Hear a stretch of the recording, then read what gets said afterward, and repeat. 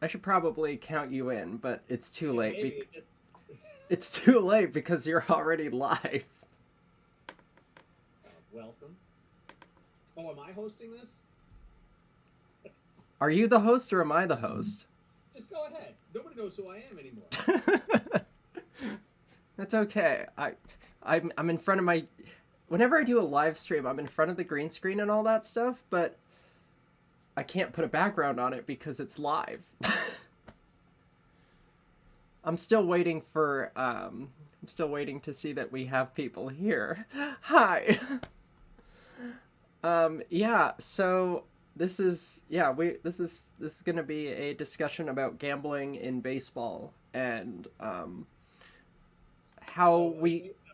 I'm looking over here on the other screen, and you've got half of my face cut off, which Yeah. is probably the best way to see me. Yeah, I've tried to get a little like artsy with it, like they do on real TV. Yes.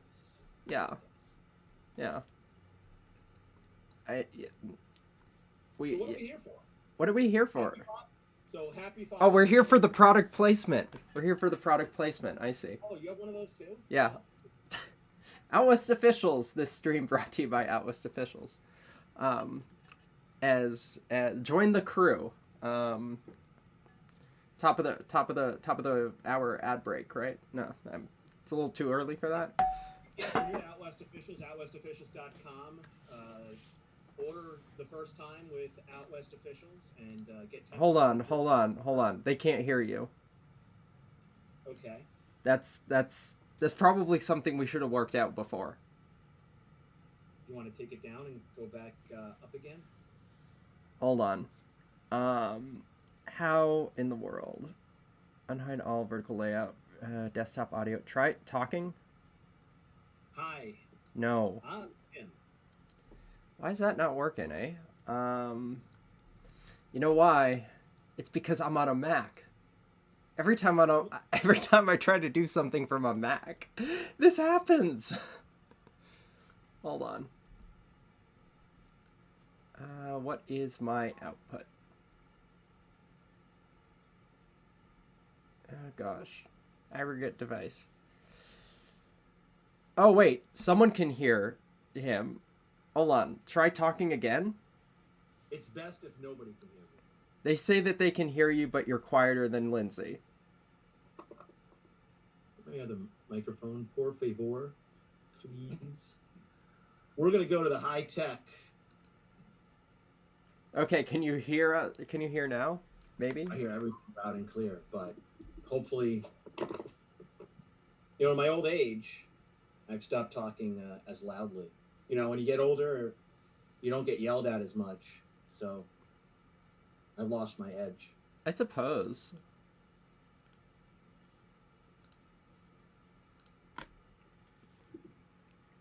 Maybe just for fun. Oh, let's try this. Let's see if people will hear this better.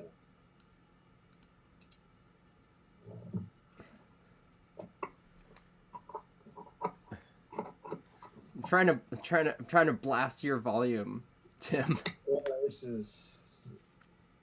Welcome to the Close Call Sports live stream, which is turning into Geek Squad Technical Theater.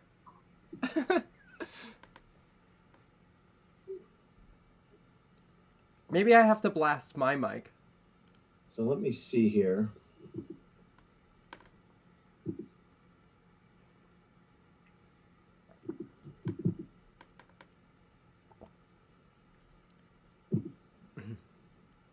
Could do a radio check of just, yeah. Say something. I don't know which microphone is hooked up right now. I can hear you. I mean, of course I can hear you, but let's see.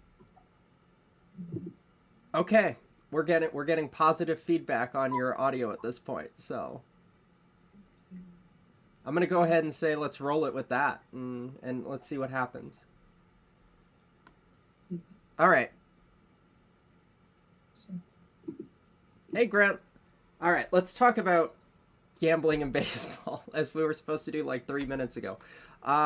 So we are here because of we are here because of the umpiring side of this, right? Pat Hoberg has been implicated in this gambling issue. And, this is something that the baseball world was introduced to back in spring training with the Ohtani incident, the Ohtani, the interpreter part. And it's just sort of, they must have ballooned the investigation from there and gotten to, I don't know, maybe it's a parallel one. I don't know, but it just seems that this year we've heard a lot more about gambling issues than we have ever since, I don't know, Pete Rose? Tim? Yeah, I can't understand why that would be. I mean, you can't see any gambling advertisements anywhere. They're not like they're moving a team to Las Vegas or, doing anything that would be in everybody's psyche. I remember growing up with tobacco ads in magazines. Everywhere you drove, you'd see them on billboards. You would see them subliminally in stadiums. At Shea Stadium, where I spent a lot of time either watching games on television or in person, you could see the big Marlboro ads up on the billboards in the stadium. And where are they now? And smoking is down, right? I mean, can't tell you the exact numbers. I didn't come here to talk about that today, but it's not in the psyche as much anymore. Everywhere you go, you see gambling ads. I see it on the screen. I tried to watch a game the other day and it was telling me the probability of a guy getting a hit. It's insane the amount of real-time information that is being inundated to the consumer to get the desired result to gamble. And I've talked to you, Lindsay, off the air a lot, and I'm just not a fan of the way games are presented at the moment. And it's a slippery slope. And whether or not it's caught Pat Hoberg by the throat, we will see in the coming weeks and days. But this is an issue that is not going to go away anytime soon. I remember, I think it was the first year, I don't remember, was it 2 years ago maybe 3, when baseball really started leaning into this sports gambling thing? I think it was a Supreme Court case, actually, that had legalized stuff. And Joe West's response was, "I am scared to death of gambling coming into baseball." And I think at this point, it's like you gotta sort of look back at it and be like, well, Joe was right. Yeah, I mean, first of all, let's look at the ramifications of what's going on here. We don't know anything to be true or not. What we do know is Pat Hoberg is not on the field at the present time, and the reason for that is because Major League Baseball has deemed that he did something inappropriately. That decision has been made, and it is being appealed at the present time. We are not aware of specifically what, but we do know what is that Major League umpires, the standards they are held to, Linz, and we can dissect how Hoberg is suspended and connect some dots, I think. Yeah, I mean, I'm just doing some like on the fly research on this thing, and let's see if I can even transition to this. The Joe West gambling ban, and if you're watching on the live stream, you should be able to see the window that I'm looking at, which is from 2018. When the Supreme Court lifted a federal ban on sports gambling. And that Joe said he was concerned for umpire safety at that time. Now that gamblers have more freedom to bet on games, and I don't know if they ever sort of accounted for the idea of an umpire being tied up in all of this in terms of actually gambling on the games, but yeah, it's one of those sort of legal decisions from a Supreme Court, that sort of cascades down, and it takes a few years to see the ramifications of something like that. And I think that with all of the ads and the proliferation of the various sponsors that are so money tied to games, even the FTX patch that was on the umpire's uniform, crypto's kind of a gamble too, right? It's not the same as gambling on sports, but just the proliferation of all of these things in baseball sort of leads you to look at it in a way of, I guess, it's only a matter of time, not if, but when. Yeah, I mean, if you want to bet, try the stock market. If you don't like that, fantasy sports. Now, I've had people say that they know Pat Hoberg and they don't see that this to be true in any way. He's a quiet individual, keeps to himself. But let's just make one thing clear. I want to make one thing abundantly clear to anybody within the sound of my voice.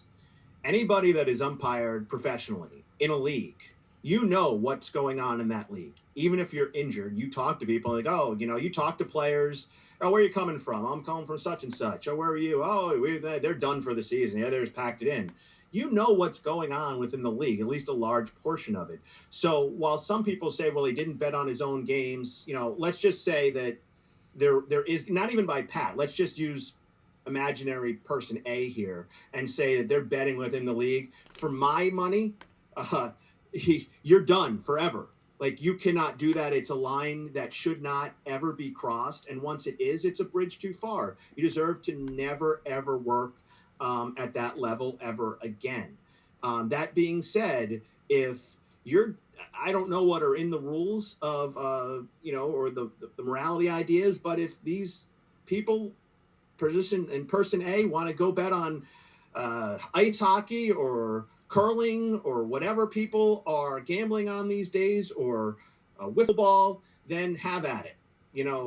God bless. But as someone that generally only watches baseball, you can't, and 17 years, you can't bet on baseball. So let's just hope that Pat is not guilty of that, and there's something else going on behind the scenes that we don't know about. There's also, we live in a world where people get set up all the time. And, for whatever reason, blackmail is a thing. People are not always the nicest. So who knows if, as the further investigation is conducted, that maybe that, he can be exonerated in some way. But I can tell you this, that this investigation goes very, very deep. They have talked to current and former major and minor league umpires, and they have talked to people connected in gambling. I have had former minor league umpires tell me that this is connected to a certain couple of individuals that a former major league umpire was connected to in a very tight way. So Major League Baseball hasn't done this on a whim.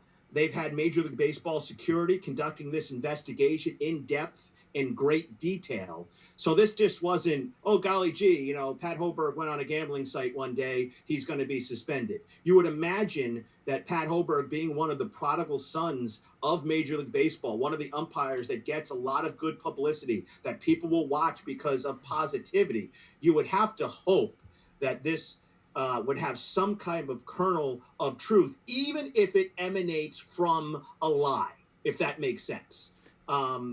Not that it would be true, but somebody would be presenting it as true and have set up a lie to a point where you could be implicated. The problem that I have with this, Linz, is I come from a PR background, a marketing background, and Pat Hoberg's statement was just not a good one.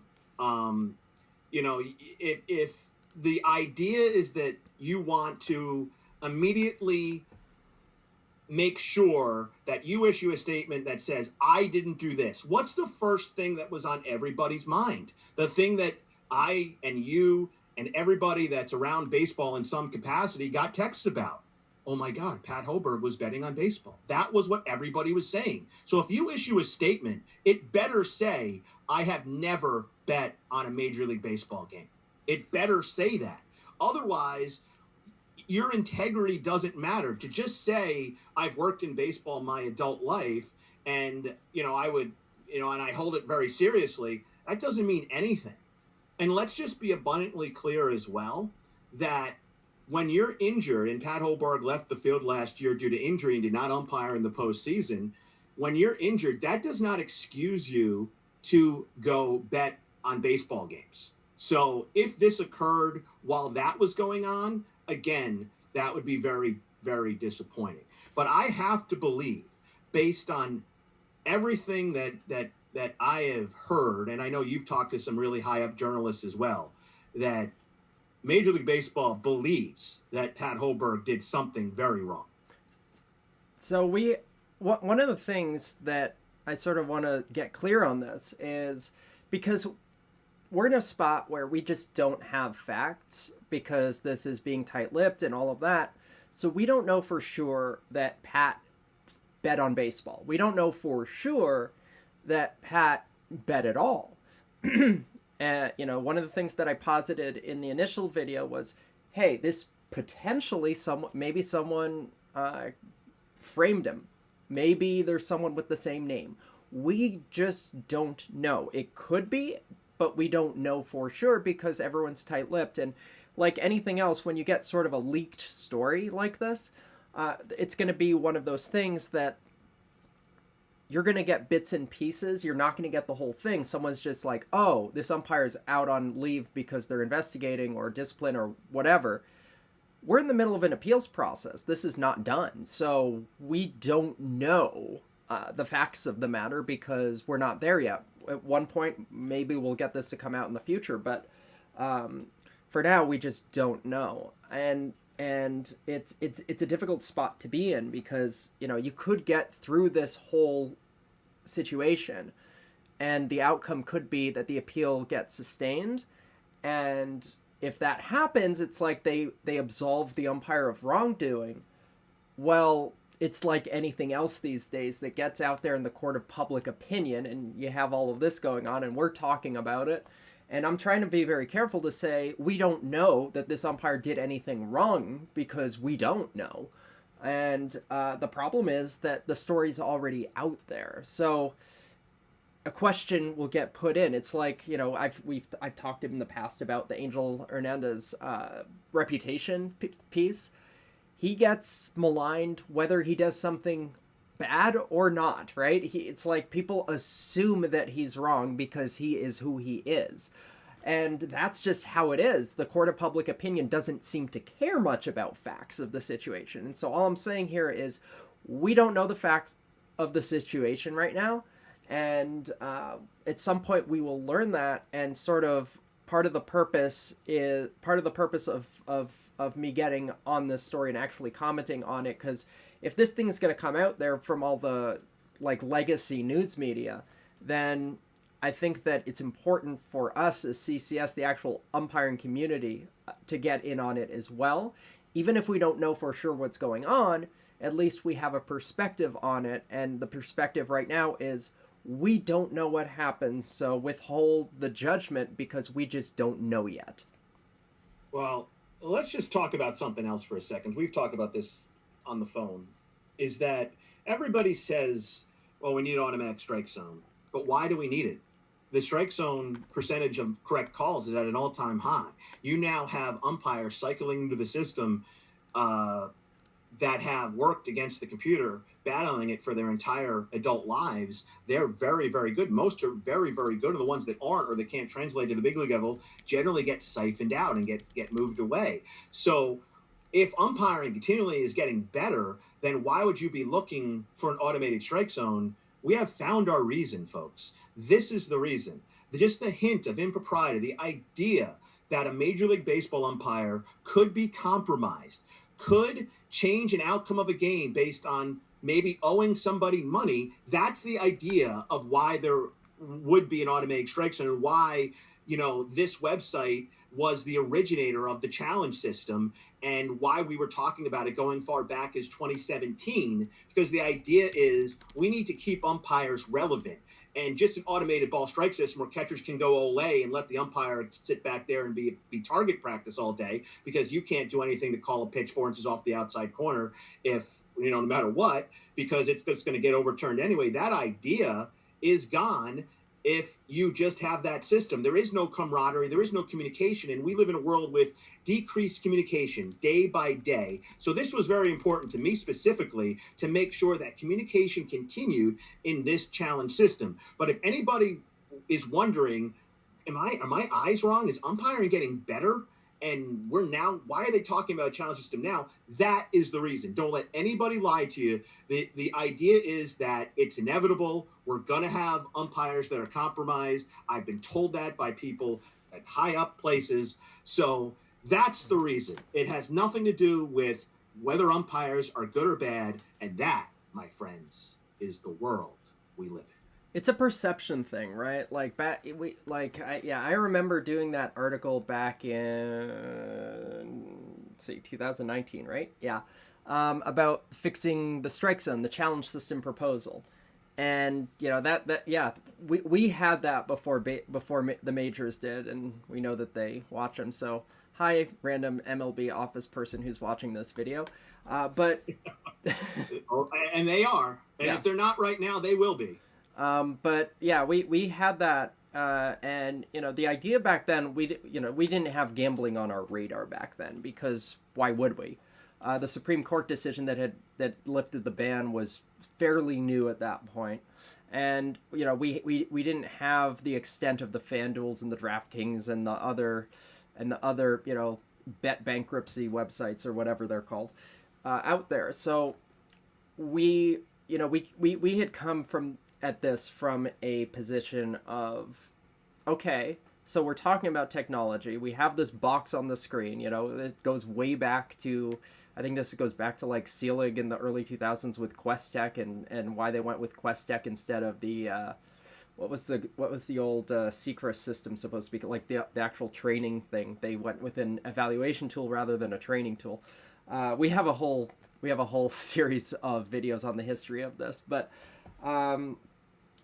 dating back to that, it was really here's what the computer says, here's what the umpire says, now get mad about it. Because, I was at an event yesterday where we talked about, like, how to keep our sanity in a world that is very, like, not nice sometimes. And one of the things that we had talked about was like, it's like there's no need to argue with someone on Twitter whose name is John01573489 or some random thing, because they're not going to be persuaded. They're not going to ever argue in good faith. They're just there to troll. And we take it a lot more seriously than those types of people do. So there's no convincing them. There's no need to interact.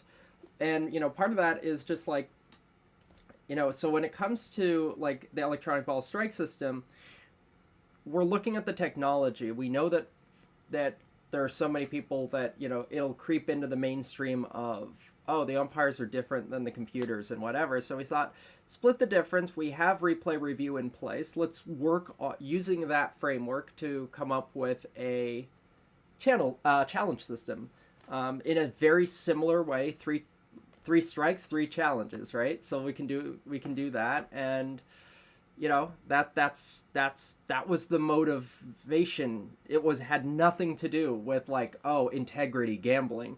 But now we're in a world where this gambling stuff is so into sports. It's like, it's like I'm watching, we're in Stanley Cup final time, right? So I've been watching some hockey, and they show live odds presented by one of the gambling companies during the game. During live play, they show the live odds. If you get your bet in right now during the game, these are what the odds are. And it's like, really? Okay. It's crazy. And so any perception that you can get, whether it's using a computer or whatever, of impartiality, that's probably what they're going for. You know what doesn't have live odds on it? Communication with other human beings. And that's what we're getting away from. And the more people get attached to their phones, or I'm watching a screen, let me get to another screen, is part of the devolving of society. We are human beings that need to communicate with each other. And we all need to be thinking about ways to enhance that process. One of the big fights that I've had in umpiring is we're pushing away from people to have normal conversations. And that's an issue, is that nobody knows how to talk. So, part of the other thing, I broadcast college basketball. And one of the things beyond anything else that coaches complain about is an inability of referees to talk. Hey, what'd you have on that play? I'll get to you later. There's never an answer. And you know what frustrates people is when they're not heard, they're not listened to.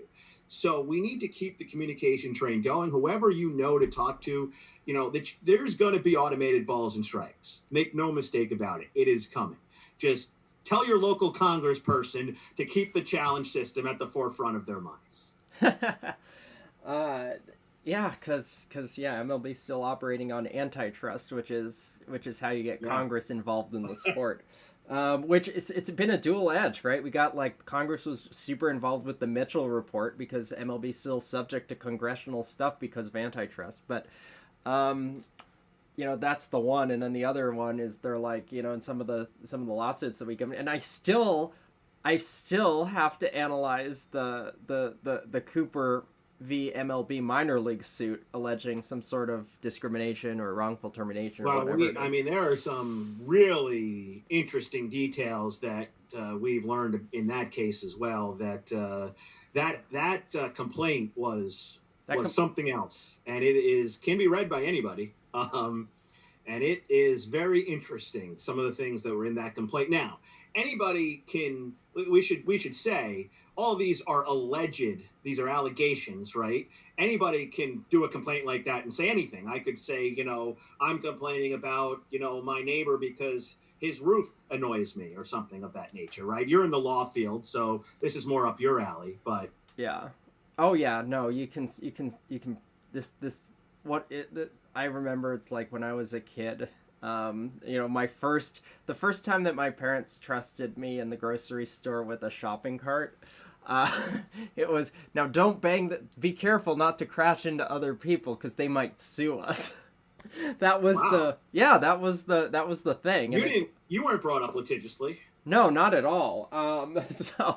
So yeah, it's that was actually, one of the things, yesterday was sort of crowded and I was I just accidentally bumped into someone, not shopping, just in an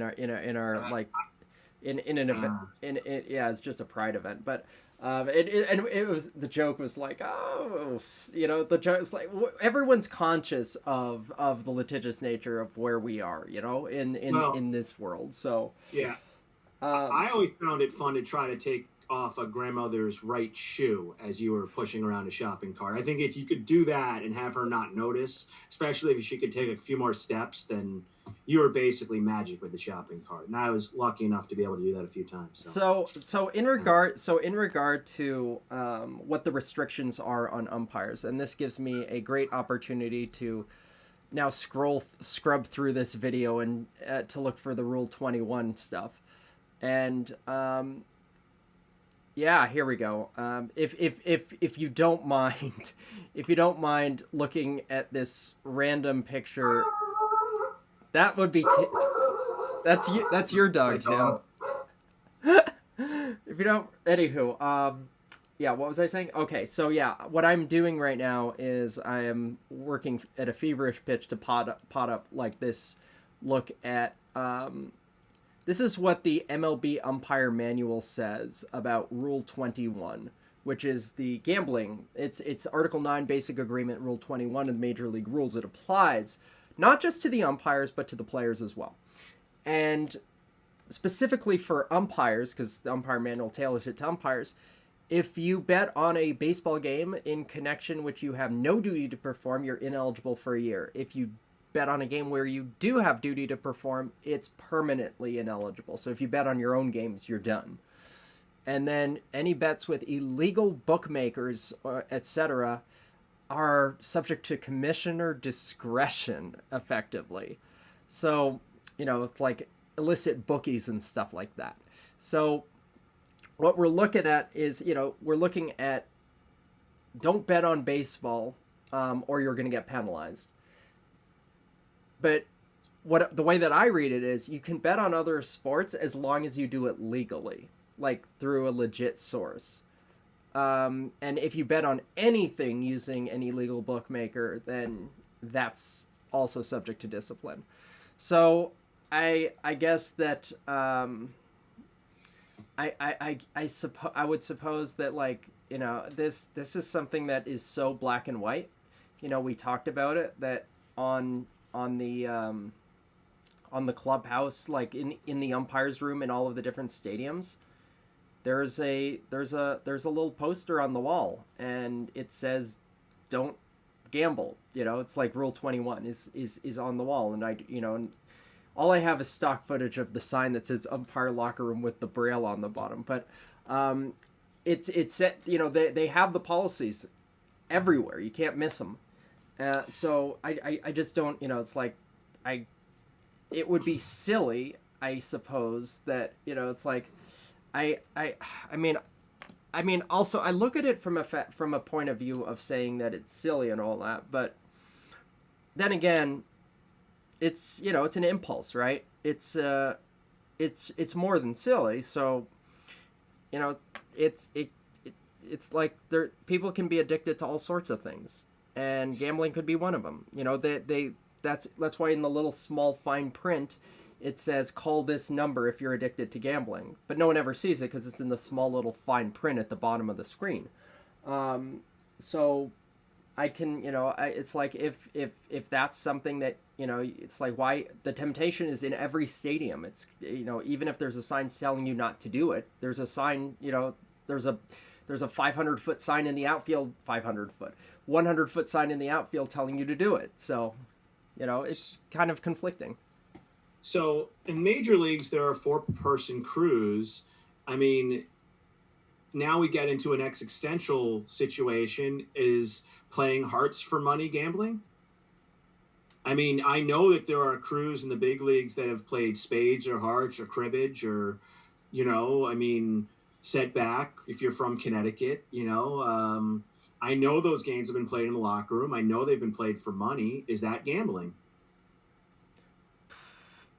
Technically, but realistically, I know what it is technically. Yeah. But I mean, it's a game of skill, right? It's the same on betting $5 on Monopoly. I mean, how far do you want to go with this? Yeah, no, you know, I mean, yeah, you know, but it's what we're talking about is it's a slippery slope, right? So a lot of umpires are indoctrinated in that, you know, if one of the first questions you get, you know, hey, you play hearts or whatever, the chief of whatever, you know, spring that guys are in. What's, you know, if they, back then a lot of guys played cards. There was no internet, right? So, you know, if you're a spades player and you're with this crew, you know, maybe that's a lifelong connection you might have. You might end up going to the big leagues, been on that guy's crew for 8 years, and you played hearts for, you know, all that time. Now, maybe it wasn't for money, but maybe it was. Yeah. So, I mean, it's like we're really getting into, I like to say that I have to have faith in people, right? Don't bet on baseball, period. Let's move on. Really, right. If you want to bet on things, go try crypto. See how that works out for you. Go try the stock market. And go do, there are other things, go try fantasy sports. There are other things that you can do to satisfy that itch that isn't sports gambling. Don't try crypto. I'm making. Did you try crypto? I never did. I'm making a disclaimer on behalf of the channel. Don't try. Oh, okay. Crypto. Sorry. Don't do any of this. I'm not, and you know, but you know what I mean? There are other things that you can do. I just don't understand the need of people to, bet on sports if they're involved in sports. And let's just be clear that, you know, in officiating circles, you cross paths with a lot of people. I happen to, over the years, be doing games, and it'd be a minor league hockey team that maybe we were in the same hotel, and I met hockey officials over the years. So now I kind of don't ever continue conversations with people, and that one conversation the last I'll ever have. But there are other people that might become friends with those people that talk with them the rest of their lives, right? So you cross-pollinate as an official. So I just think that, you know, if you're a sports official, betting on any sport is probably not a good idea. I mean, yeah, no, I agree. I mean, it's like, I have an ex that has or had, I don't know, because I don't talk to her anymore, a gambling thing, but it was so, like, you know, I'm familiar with the cycle of saying, okay, I'm going to get off the thing, and then, you know, only to, like, oh, they've, you know, it's like, oh, I bet this much money on this, and oh, I lost this much money on that, because that's how sometimes it works. It's I don't know what the correct word to describe it is, but it's very, I don't know, frustrating. It's very you feel powerless as an outsider looking at that.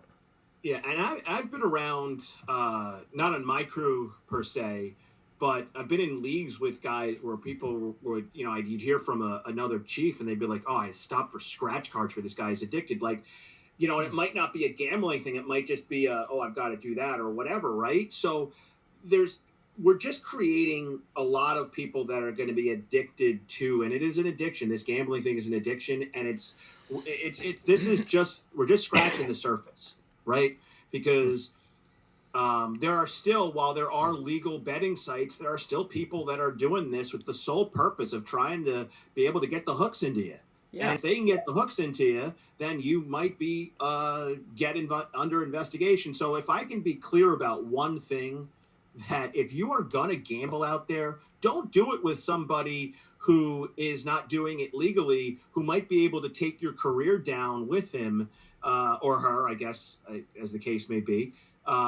If you do, I mean, it is silliness. And we can't emphasize this enough. We hope that this is all not true, that this is all a complete setup by someone that is, trying to get people in trouble to save his own hide. But, the fact that we're here is, real telling. So what I look at on this is it's frustrating, and I don't know what kind of support umpires get for this stuff, and I wish I did. I know that I know that Ted Barrett, speaking of that video that I did yesterday where the broadcasters were like, oh, I know that Teddy said that this is the rule, but I know better, but no, it's like, speaking of Teddy though, like, I know he was super instrumental in getting like a faith-based thing going for umpires, but that's not everyone's jam. So like, I don't know what help is available. Like, I know that there's an employee assistance group for baseball in general, but I don't know I don't know exactly like how involved it would be with like on-field people like that. I was just scrolling through the chat, and Silmarian said addiction is so insidious. And, for alcoholics, you don't take them to a bar, right? Or you try not to put them around. And if they're comfortable around those situations, then you try to not put them alcohol in front of their face. You try to be respectful, right? There's no way to get around gambling at this point. I mean, it's everywhere you go. It's on the TV, it's on the radio. And that ad at the end of it, please gamble responsibly. And they're giving so much away. Every time I hear ads on the radio, it's, you can get $1,000 free. Anybody wants $1,000 free, right? So, I mean, that's going to get people's attention. And you can't go anywhere. So where do we go as a society if this is so pervasive? Yeah. It's like, I mean, it used to be, it's difficult in a like, especially in the United States, right? Because things are like, gambling would still is treated as a state by state thing, but you get the internet and everything gets more federalized and internationalized. So, it's like it gets to a point where especially with that, and I go back to the Supreme Court decision from, I guess, 2018 that Joe West was talking about, was like, if the ban's lifted, that opens the gate to a lot of things. And this is one of those things. And it's like any other law, any other sort of vice law out there, that it's sort of, what sacrifices are you willing to make? And if the potential for an umpire gambling is one of them, then, well, I guess you found it. But like, I mean, it's difficult. Like, I go back to sort of like, it's like, if you're on the field, and I'm like, if I'm the second base umpire and I'm just, in the outfield, even looking at the pitcher or whatever, I'm on the field, and I'm seeing this in the background, right, where DraftKings is being advertised behind home plate for like the whole game.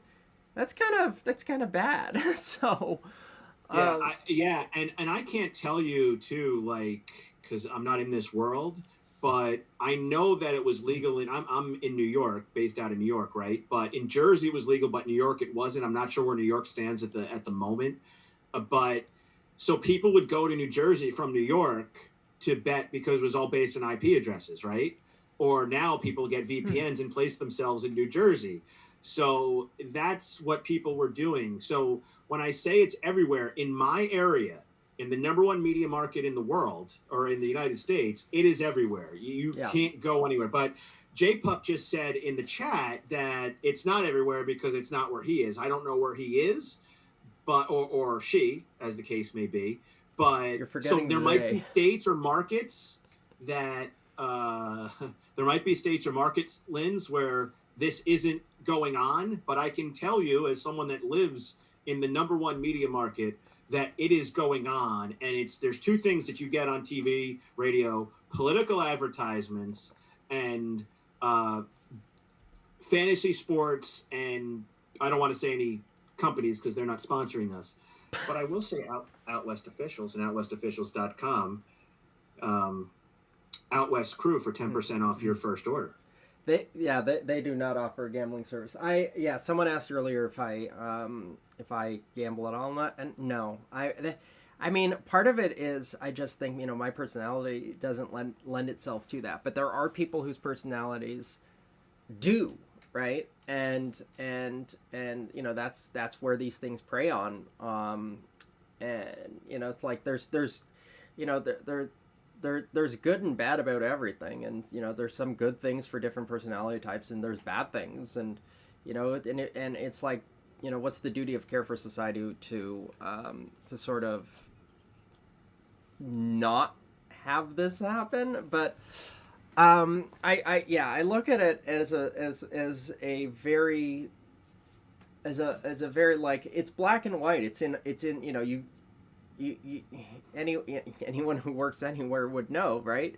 You generally sign documents saying that you acknowledge policies and stuff. And I can't imagine that umpiring would be different, especially with a collective bargaining agreement. They have a union and all of this stuff. And you know, knowing how thick the binder of MLB policies and stuff are, there's no way that you don't see the rules. Everyone knows the rules. So I can't imagine, like, it's just, you know, it's like I remember, like, when before the story broke, and you know, I had heard from someone in media that, like, oh, hey, this is a brewing story. We don't know who it is, but there's an umpire. We don't know who though. And so we just went through, like, box scores and the stats that was like, okay, who worked last year but hasn't worked this year, because that was sort of the tell of, like, okay, they're probably not working this year because they're going to be out on investigation. And of all the names on that list, like, Pat was injured at the end of last year, I believe, so I thought, oh, he has an excuse. I didn't think, you know, it still doesn't make much sense to me. I mean, I know, you know, the story proves, like, anyone could get tied up in anything, but it also shows that, like, we don't know exactly what happened.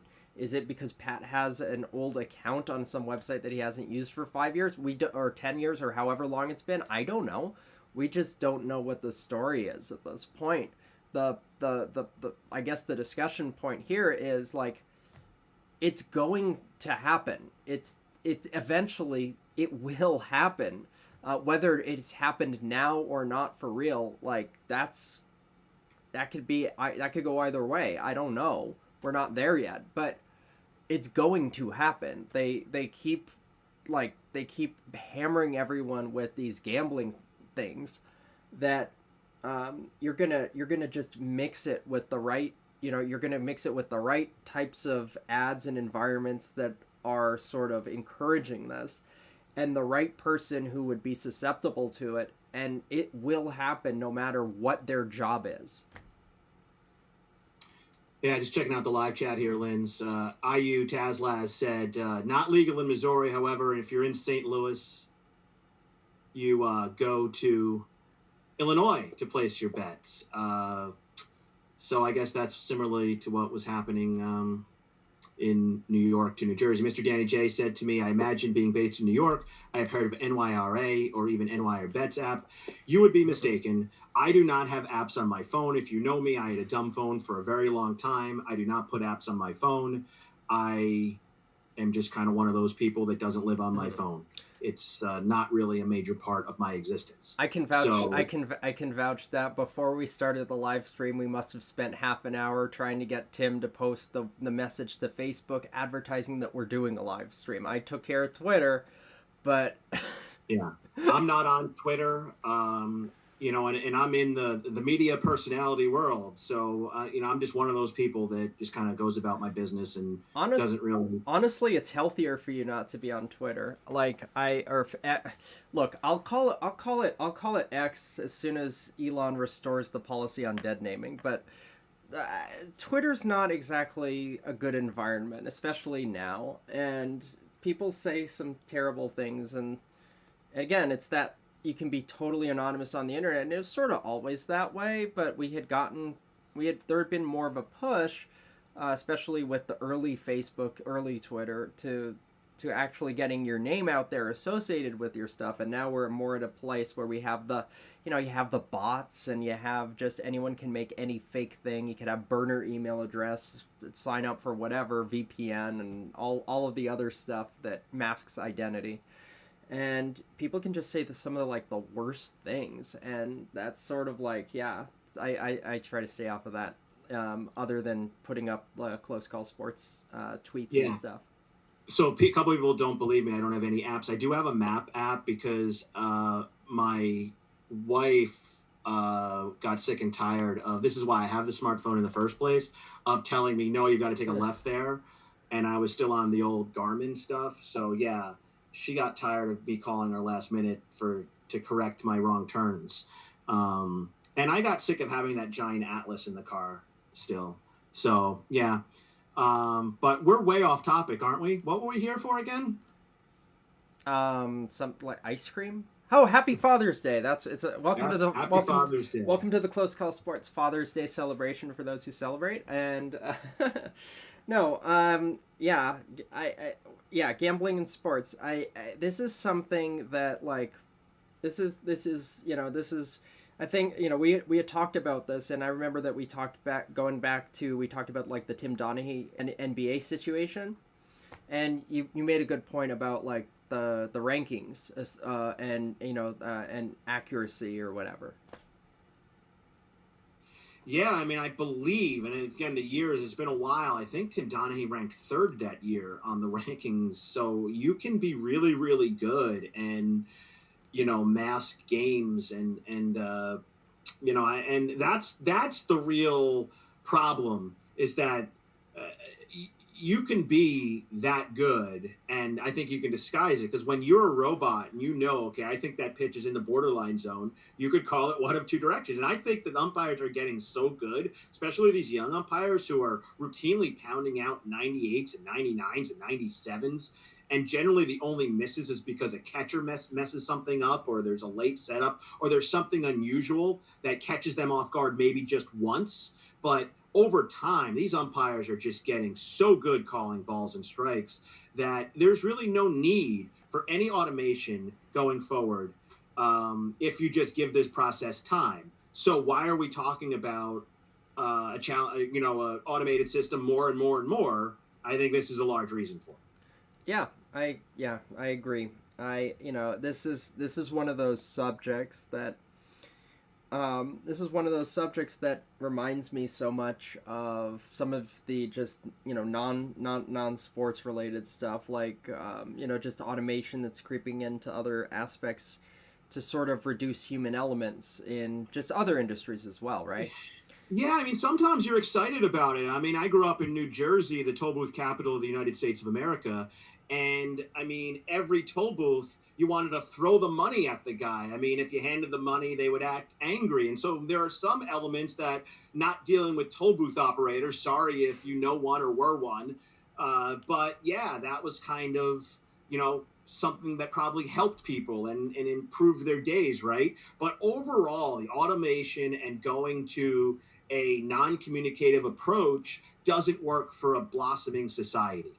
And I just hope that, when I see a college game and I see guys that don't interact, there's no interaction. I mean, now in college baseball, there are weekends that I work that you go there and basically the only time you interact with the umpires is the 4 hours or 2.5 hours you're there. They don't shower after the game. It's like they can't wait to get away from everybody. There's not a camaraderie. There's not a let's go out and have a meal and discuss the game and let's get better from it. It's all, I did my job, I'm gone to the next thing. And part of that's the social media and smart device approach that, oh, I need the next thing. I need the TikTok. I need the next thing. What's the next thing? Look at that game. I can't have. And how many times have you gone out to eat with somebody and they can't look at their phone? They're looking at their phone 30 minutes or 30 seconds into sitting down. I mean, not even looking at the menu. Yeah, right?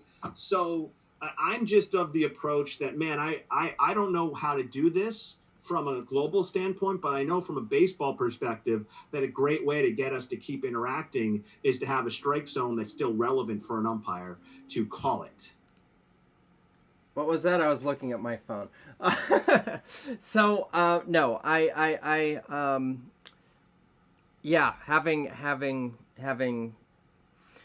had dinners with and gone on walks with someone who like to do their interactions with their phone more than pay attention to me. Oh, I know that. It sucks. So, I think he hit on a very good point that, as society, and in sort of hitting on to Danny's comment about the belief that referees are still betting on games or whatever in the NBA, it gets to this more sort of a different feel that society has now, and it goes back even to the whole lawsuit thing. Is we assume we are more prone to assume, or maybe it's just my cynical old age, I don't know, but it seems that we're more prone to assume that people's motives are bad and people are motivated to do the wrong thing. This is a very what is a very Hobbesian approach to philosophy. I think that's the correct one. And it's very cynical and stuff like that. But you assume that people are bad, and when we assume that people are bad and given the right circumstances are going to do bad things, amongst others, what we assume is that if we put them in positions to dictate what calls are during games, that they're going to do the wrong thing for whatever motivation we can ascribe to them. I've had games in high school where, I make a call that someone doesn't like, and they're like, yep, did you bet on the other team? That's a realistic thing. And that, honestly, those heckling, that type of stuff predates the big sports websites, like the apps and stuff. This is 10 years ago I was getting that. So let's talk about an overarching problem here, because this conversation does surround Pat Hoberg. So Pat Hoberg needs his reputation back. So how do we get there? As a marketing person, the best thing for him to do is to eventually get to a statement that is both issued by Major League Baseball, the MLB Players Association, and himself together, saying that he never bet on any Major League Baseball games. That is really, really important, because if we don't get there, Linz, the idea, because he is so good that whenever he misses a pitch, was he? No, has he got? And if he was to ever have a game where he was +6 one way or the other, I mean, we're going to have an issue, because the belief is that he's a computer. He's perfect game Pat. He doesn't miss pitches. So he's a victim of his own reputation already. So how does he get that reputation back? Eventually, that has to come out. Yeah. That has to come out. I never bet on a Major League Baseball game. That's what I need to see to believe. Otherwise, the cloud going around him is going to be forever. And, I know that Ken Rosenthal is a great journalist, and he did a lot of work to get this story. And I know Major League Baseball didn't want this story out before everything was settled. So this kind of got, rolled out there a little quicker than I think Major League Baseball was ready for. But the marketing of this going forward, the PR of this going forward is very, very important. And so far, the PR aspect of it from the Major League Players Association, Major League Baseball Umpires Association, rather, and Pat has not been very good. It needs to get better, or else we're talking about one of the best in the game. Because if he never bet on a Major League Baseball game, that needs to be in the forefront. That needs to get out right now. Yeah. Period. End of story. I never bet on a Major League Baseball game. Have I made that clear? Until that statement is out there, if you go online, and I did before just for research purposes, there are people that are just on the fence. Is this true? It can't be true. Why would it be? Did he?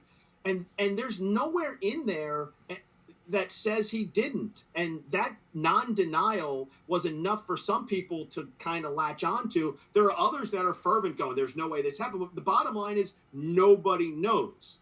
That's why the Hoberg team has to control the narrative. To say we're not going to talk about it, until it's concluded. Well, when it concludes, if that suspension is upheld for a year, there better be a statement that I never bet on a Major League Baseball game, or else the reputation will never recover. Oh yeah, I agree. A forceful statement, and hopefully they're connecting to resources now to come up with that stuff. But it seems simple enough, but again, we don't know specifics. But it does. Yeah, you're right. It seems simple enough. As for Clay, we're on track for 179 ejections this season, for your ejection tracker question. But somebody talked about the self-checkout. Good day, Brian. Good day, right back to you. The self-checker at the grocery store. That's another pet peeve of mine. I always like interacting with people, right? So now instead of having 8 people that are working there, there's one person, and they can't even handle but that's, the corporation's making more money, right? Now we're having less of interaction, and every one of our interactions with a grocery clerk now is a negative one. There's no positive one. If we're dealing with that person who's dealing with 12 different checkout lines, or that group area, right? That every interaction is going to be negative. It's never going to be, thank you for not doing anything for me. So our society is now being cultivated to have negative interactions. So instead of having positive interactions, and this is something that I talk about a lot in umpiring, how to create positive interactions, how to create believability, how to create an atmosphere where you control it on the baseball field and have nobody know the difference. This is what we need to do. And I'm good at it from an umpiring standpoint. I haven't quite figured out how to translate it to society yet, Linz. Maybe you have an idea, or maybe somebody in the chat section can kind of like Avendice did with that app that's so fantastic on the 3D. Maybe somebody can parlay this into a different situation, kind of like the challenge system became such a big deal through this website. Yeah, there's some wonderful innovation that's been going on.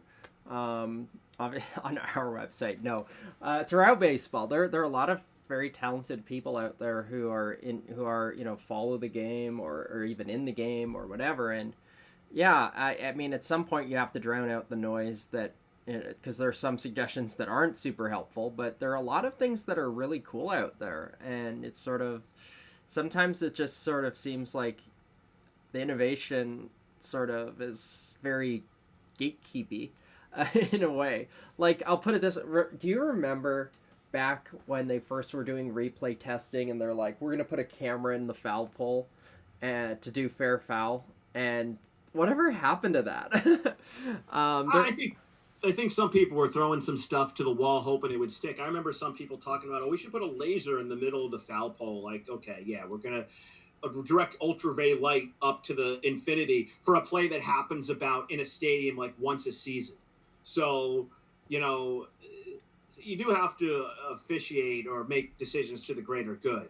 When you're making decisions, that just affect a play that happens once a month. Because I can tell you, I chart all the replays, and the balls that go above the pole, I mean, I can't tell you the last one. I think it was in Chicago, of all places, because of course it was, over the third base left field line foul pole. But you're talking about something that happens once a month, maybe twice a month. Can we let I'm actually curious, because if y'all head to the website, there's a page that has all the replay stats and whatnot. It's called, what's it called? It's on the Close Call there it Sports is. main page. Replay Review Sabermetrics. This replay stats right at the top of the screen, and it has a whole bunch of different pie charts and tables and this sort of bar graph that I wonder if I can find. Well, let's see, fair foul. But we don't know. Yeah, I don't know what type. Here we go. Home run, no home run, fair foul. So this year for home run, no home run, fair foul, it's 15 upheld and 1 overturned. And a lot of those are not balls going over the pole. They're balls that are just going in front of it or around it. You know, and I've always said that home run should be just give these managers 2 challenges and let it sort it out from there, because you see so many reviews that are just ridiculous reviews on home runs. I mean, ones that, you know, you're just mystified, because they're still asking the manager, even though it's a crew chief review, you're still giving the manager the time limit to ask for one. It does on a rare occasion where the person making the call, like, I have no idea what's going on, immediately get for help or go to review, but that happens very, very rarely. Can I ask why, like, what is the point of, I know this is off topic, what is the point of having managers do a hold signal for challenges? Why can't we just, you know, like, have a challenge timer and just run that every time? Like, if I mean, that's essentially what's happening, is that as soon as that play is happening, the umpire is, you know, starting the clock, and at that point, you know, that manager is probably got his hand up, which is triggering the umpire's reaction to that. But I don't mind it. I like I've said, I think a challenge should always be immediate. Anything that's so close that you need to dissect it for 2 minutes to determine whether it was right or wrong is not worth your time of day. It's like worrying about a guy that cuts you off on the road and not getting into an accident and then ruining your day. It is the type of thing that separates the happy person from the negative person.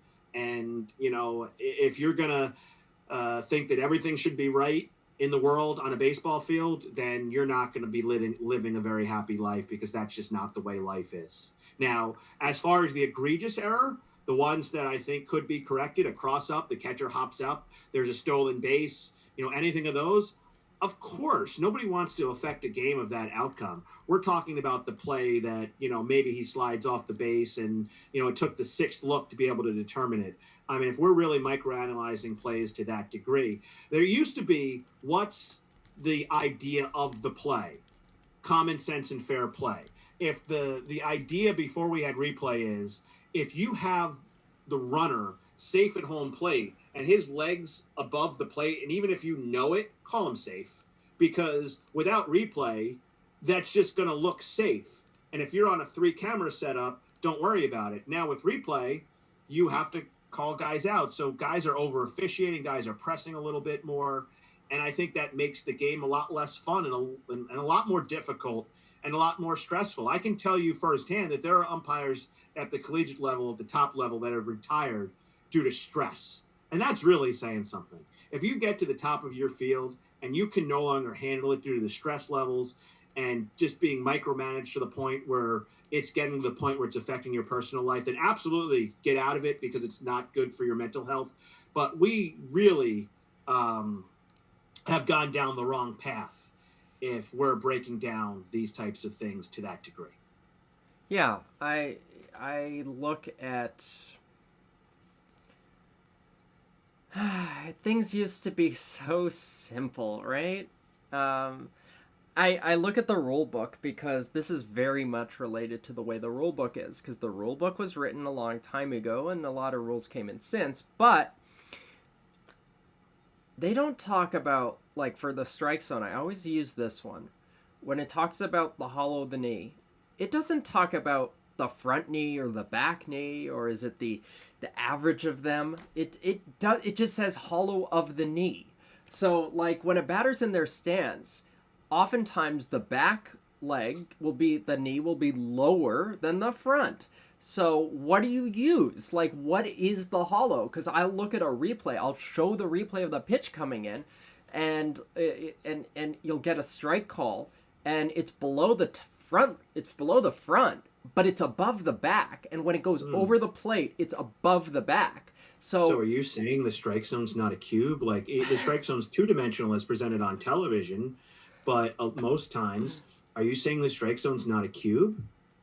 You just rocked my world. Now, this is something that I've talked about for, God, a long, long time, is that we're in the business of getting strikes. Since we're talking about balls and strikes, this is my wheelhouse. And in teaching the strike zone, if we're in the business of getting strikes, we want to try to get every borderline pitch, especially every borderline pitch early, right? So I like to try to get every breaking ball that's presented well early in a game, right? It's presented well early in the game. So what happens when a guy gets fooled on a breaking ball with his backside and he's starting his swing? His knee drops down, right? So when you look at things and you can really process and see the strike zone in its entirety to completion, from the beginning of it to the end of it, you see the ball, and you ever see those late calls, and it'll be like, boom, you catch it. I'm like, wow, that crossed above, like by a ball, the back knee. And you'll pop out on a strike, and whoa, it's way down. Now, maybe they're more locked into the trajectory of the pitch in the front. You might be right. They might be seeing it like that. And then if you've ever had a conversation with a catcher about, because I'll talk like, hey, do you have that down? Because I don't want to be calling that against you guys, right? That was a good call. Definitely over the knees. Like, I didn't even think it was that close. Boom, okay, now I'm okay. Right now, could that catcher be lying? No, but now is when you go to video, and I was lucky enough to have a lot of games on video. So now you go and you see that pitch in real time from the side angle location, and it's like amazing.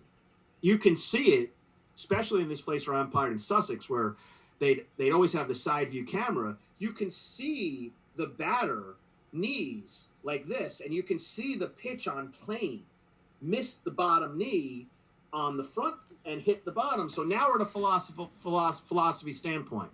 If the pitch can not enter the strike zone and hit the back end of the strike zone, right, in the cube, this way on the backside, then why can't it do it on the back knee? That's my philosophy. Why am I wrong? Yeah, I looked through it. There's nothing in the interpretation manual. There's nothing anywhere that just talks about this issue. It's hilarious. I love it because it just shows you how like we're dissecting the game these days to such an extent that people worked before. I don't know how to say it. Like I'm doing a self-own here. I realize, but it wasn't broken down this much. It's part of it's that, part of it is it's like everything's mic'd up. We now have, I mean, we had HD. They went XMO. We're probably like at double XMO. I don't know what the iterations of. Are we talking about Smurfs now? I don't know. Double XMO. Related to Gargamel. Gargamel. Oh my gosh, that takes me back. Yeah, back in the days of the Smurfs, they didn't analyze baseball this closely. You know, this is part of it with me. It's like you got to keep it loose. You got to keep it fun. This is a real serious topic we're talking about, and I think somebody is like, you can't be so silly. I can be silly whatever I want to be, and that's the cool thing about free will. And as far as silliness goes, I'm always trying to keep it light on the field. The more relaxed you are, the more you're in a good place, the better you are on the field. That's just a fact. Ooh. There was it was in my one of my social feeds the other day of just someone. It was like some baseball channel on Facebook or whatever. Someone just went around to like on the field pregame or whatever, just doing rando interviews with players, and it's like, who's your favorite umpire? And a lot of people said Laz Diaz, and the reason that they said Laz, because they explained themselves, and they're like, Laz is a funny guy. He jokes around a lot. And, it's that personable stuff. And one of the players, I think it was a Mets video, was, or not a Mets team video, but of the Mets. One of the players was like, yeah, some of the old school umpires are really like they'll talk to you, behind the plate or whatever. And they'll remind you that this is a game at the end of the day. And sort of lighten the mood and have that sort of like make it fun out there as opposed to being super serious about everything all the time. And it's like anything that sort of like lightens the load also should, game management wise, should make it so that if it's not as emotionally intense, then when something happens that ramps everything up, you're ramping up from a lower baseline than you would if you didn't lighten the load. And so theoretically, it will help your game management that way because you build some sort of a pre-existing rapport. Yeah, well said. So, am I supposed to respond to that? That's too good. I can't respond to that. Well, in that case, So I before we go, I do want to hit on that lawsuit that I was supposed to talk about like for the past 2 months at this point. I am waiting for MLB's response to this Cooper complaint against. Let's be clear. This is. Let's be clear. This isn't because we've talked about Eric Cooper earlier.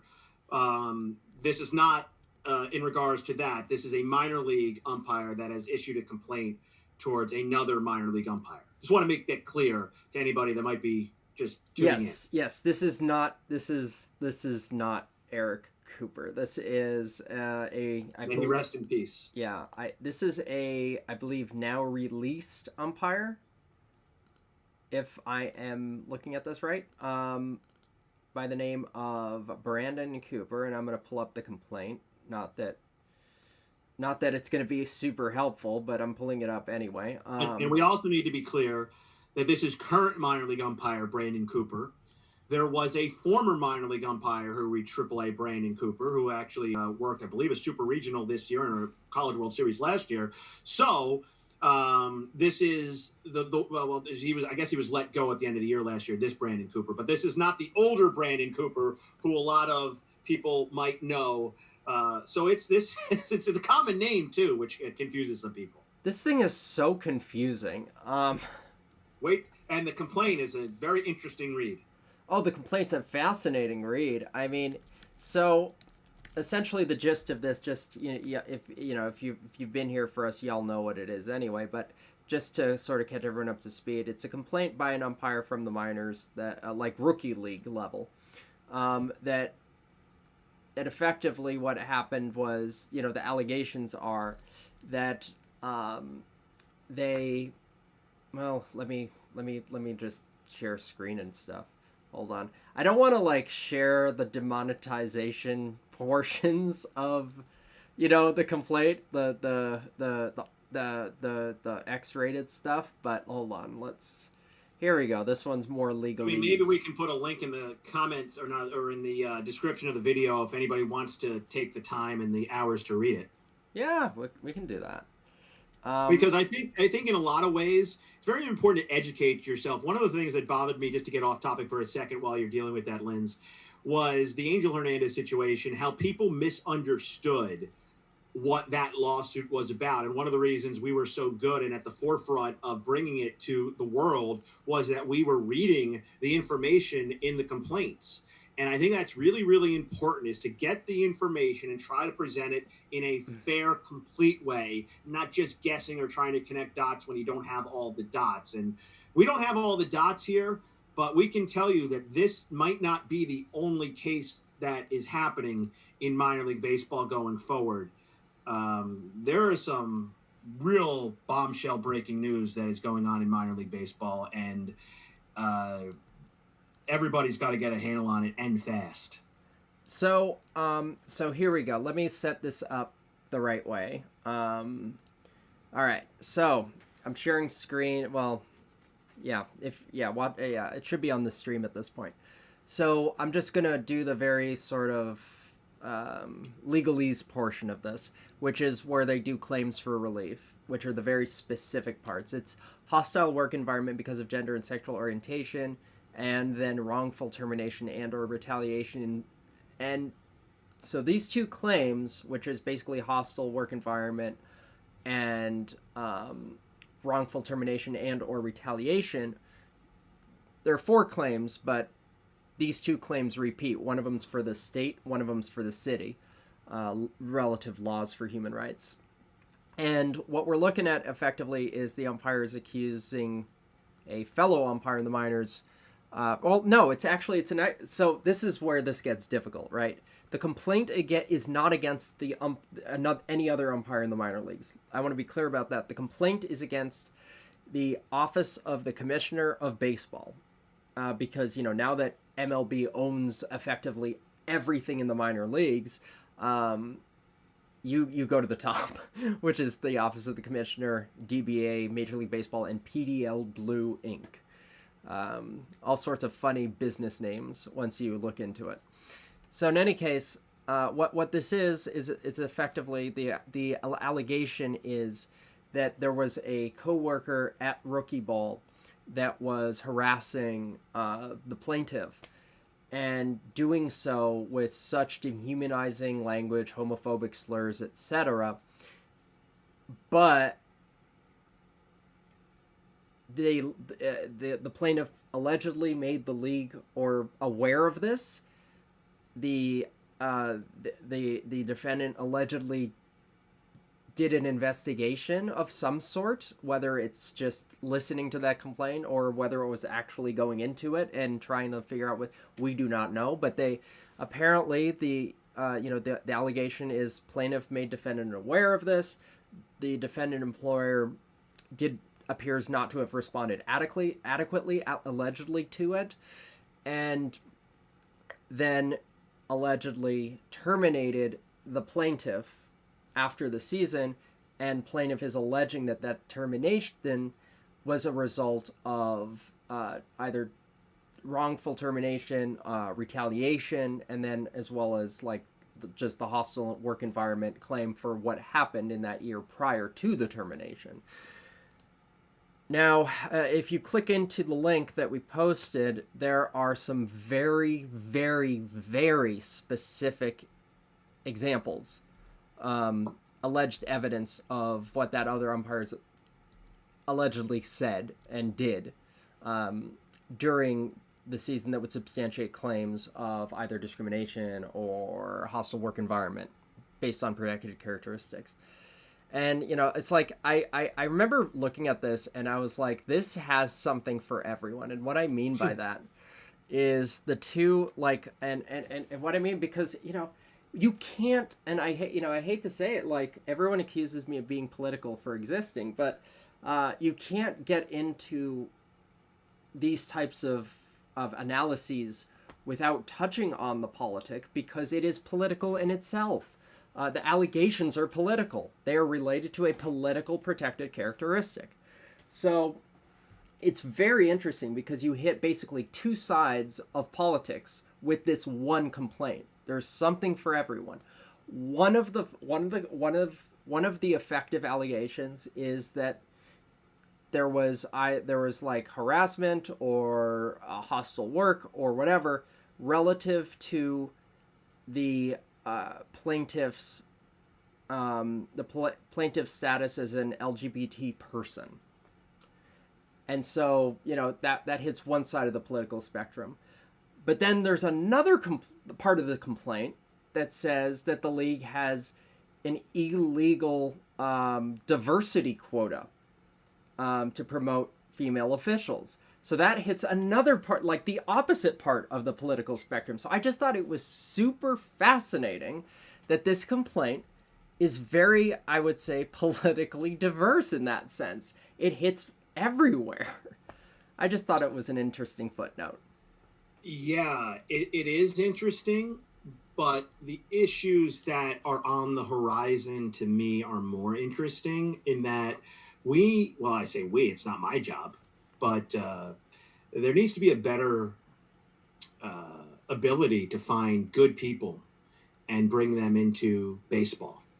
And, there have been a couple situations over the last couple of years of umpires being hired that I know one of them affected us. We had to take a video down. And now there's a situation with somebody that is allegedly causing these issues, and they have been brought to our attention. I know, Linz, we have really treaded lightly on this topic, but there are more than one person that is involved in this situation. This is a situation that is only going to get bigger as the days go on, and I think it's completely up to the responsibility of whoever is putting these umpires into the minor league baseball world. They need to do a much better job of making sure that there are people that are communicating well and might have all the right priorities in mind, because I can tell you that it's not only this, Linz, and we're going to I'll try to leave it at this, that there are some beyond what's in there, allegations that are really extremely troubling. Yeah. And the thing is that, like, it's not just that the allegations are troubling themselves, it's that they are super specific, and that plaintiff says that allegedly there is audio and or visual evidence to substantiate them. So those are valuable MP4s if they exist, right? Look, anybody can. I have been told that there is audio recordings of these situations, and if that's the case, I guess it'll get adjudicated as the process plays out. But there are people in minor league baseball right now that are scared. Yeah. They're scared. They have talked to me about they are scared because they believe that there are certain people that are not trying to advance based on ability. They're just trying to, destroy the system per se. And if that's the case, then there needs to be a robust investigation, to the extent of Pat Hoberg, because people should not be reaching out to other people and feel as though they are, what's the word, being discriminated against. And then to have what that complaint says is that what Brandon Cooper alleges, that he was sent to sensitivity training. Yeah. After all of those things were being said to him. Yeah, allegations of retaliation, right. If that's the case, and I mean, well, one of the things that and it's like, just to give you a glimpse at the depth of research that we do on these things, the first thing that happens when someone is named in one of these, and again, the alleged person who the alleged harassment was committed by someone who's not a captioned party, which means they're not the plaintiff or defendant in this suit. But they are very specifically named and identified. And so of course I'm going to look into the histories on both plaintiff and this alleged third party. And one of my resources that I use for this, I use regulators, federal databases, and things like that that are publicly accessible. One of them, because this person indicated that they have a history, and this is a self-identification, that they have a history in the financial services industry. And if you have a history in the financial services industry, that's my ball game, because securities law. So FINRA, the Financial Industry Regulatory Authority, who, side story, years ago, probably a decade ago at this time, used my organ music, because I play Charge, in a video without asking me. And then when I sent them a message saying, thanks for using my stuff, they took it down immediately, because they're like, they probably didn't want me to pursue anything. But I thought it was funny. So I was like, I was the FINRA broker check organist. Anyway, but broker check's a service they offer that, and I know this is super boring and I apologize. but it's a service they offer that basically everyone who is registered with them, and if you're a broker, financial advisor, etc., or not a financial investment advisor, you're either registered through SEC or you're registered for brokers through FINRA, and you're in that database. You have a CRD number and all of that in the directory. And so this umpire who was alleged to have harassed this first umpire before she got into baseball worked in financial services, which means she has a FINRA broker check record. So I looked at the FINRA broker check record, and without identifying the umpire for now, but you can find out. And again, this is a publicly accessible database, so it's not like I'm telling you anything that's not public. It just requires connecting a lot of dots. There is a 2011 employment separations after allegations disclosure saying that this person was discharged from JPM Chase Bank and this is just perfect for this type of a suit. A non-securities related registered rep allegedly processed an ownership titling change to a bank customer's account, and this is my favorite part, without their consent. So the without their consent part, if you're looking for a character history, is on an official regulatory disclosure page. Like, it's on broker check. So can I just ask a question, not knowing anything about this? Yeah. Is this something that minor league baseball could have researched and found out that this individual had this situation, and maybe that would be one that they wouldn't want to put this person in the system? Well, let's see. Let's see. So this person, I don't like, well, this is rookie ball. So by virtue of it being rookie ball, you'd think that they got into baseball last year, right? This disclosure is from 2011. It was out there. So you found it. Yeah. They're conducting investigations, reaching out to umpires who hadn't been in the minor leagues for 10 years on Pat Hoberg. But Major League Baseball didn't realize that this individual this is against the law, I take it?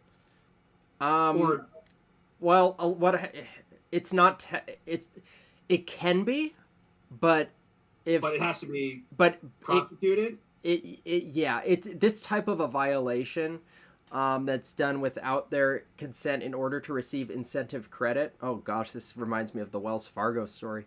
But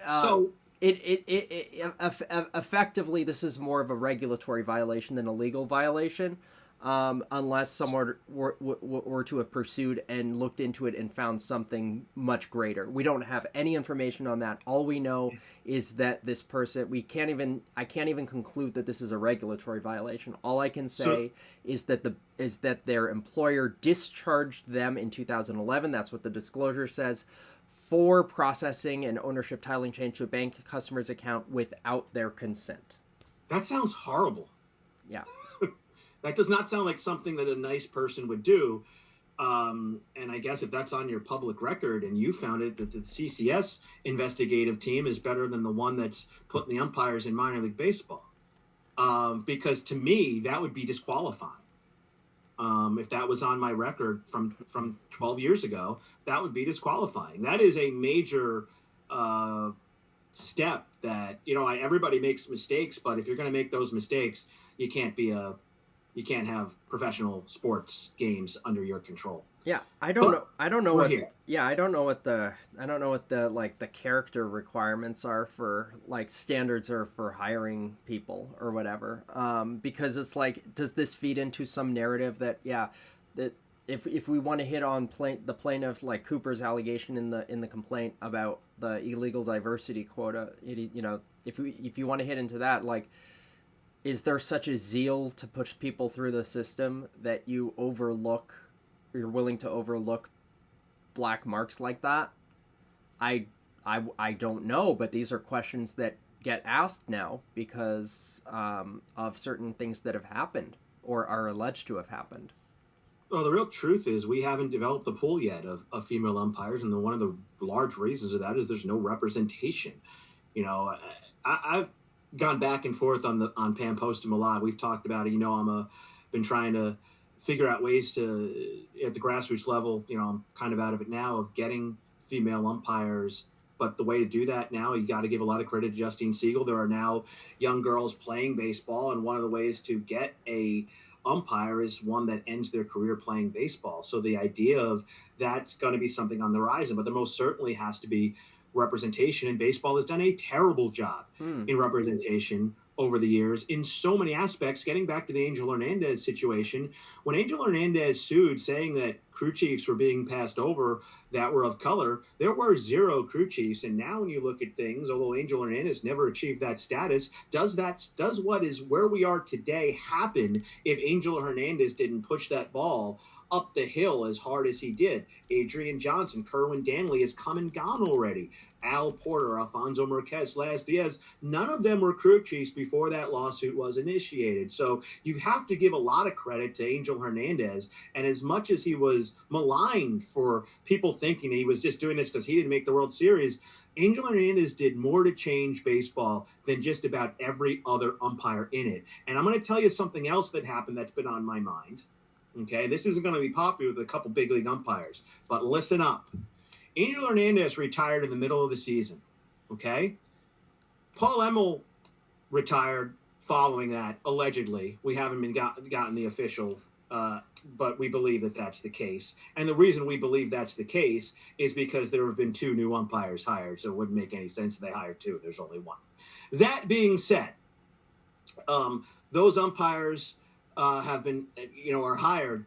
If Angel Hernandez sits out the rest of the year, if Paul Emmel sits out the rest of the year, do you know who isn't a major league umpire but is still working in the big leagues? Those 2 umpires who just got hired. That progresses their career. And I will say this, there are a couple umpires that are sitting out, that have been sitting out for quite a while, that are milking the system. And I feel terribly, and I understand why some did. Some were pushed out because of things that happened, and I totally understand that if you're an umpire that got pushed out and you wanted to collect an extra year because of the horrible things that Major League Baseball did at the time and how hard that war was between the 2 sides, I get it. But if you're sitting out and you've been injured for over a year, it's time to go. Let one of the young guys start getting big league pay, big league union service time. Do the right thing. If you've been sitting out for a long time, you've had a nice career, call it a day. Stop collecting a check and let one of the young guys get a contract. Well, that's been on my mind. It's not even stop collecting a check. The pension's nice. No, I think that like the Angel Hernandez lawsuit is people might not want to admit it as much, but it's like we go back to 2017 on this thing. It's pretty heavy, and all of that. The Angel Hernandez lawsuit opened a lot of doors. And that's one of the things that in the retirement video that I did on Angel, and I haven't done an Emmel one because we haven't gotten confirmation yet. That's one of the things that people like. This was systemic in baseball and still is to an extent. It's like pendulum. Now they're trying to overcorrect, and that's where this complaint from Cooper and the minors is coming from, I guess. Part of it at least. But Angel opened the door, and that's something that people don't necessarily, the people who don't want to give him credit for anything won't give him credit for that, because those are also a lot of people who tend not to acknowledge that there was a problem in the first place. But the way that I put it is Angel, when he filed, we ran the numbers and we found that he probably does have a case, but there were other umpires with similar minority status that could have filed that would have had a stronger statistical case as well.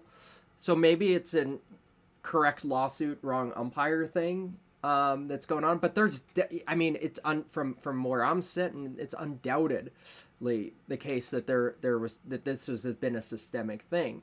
And when I say that sometimes you go too far and try to correct the pendulum the other way, is I'll give a story for my own experience in basketball, because I don't do baseball because of anymore.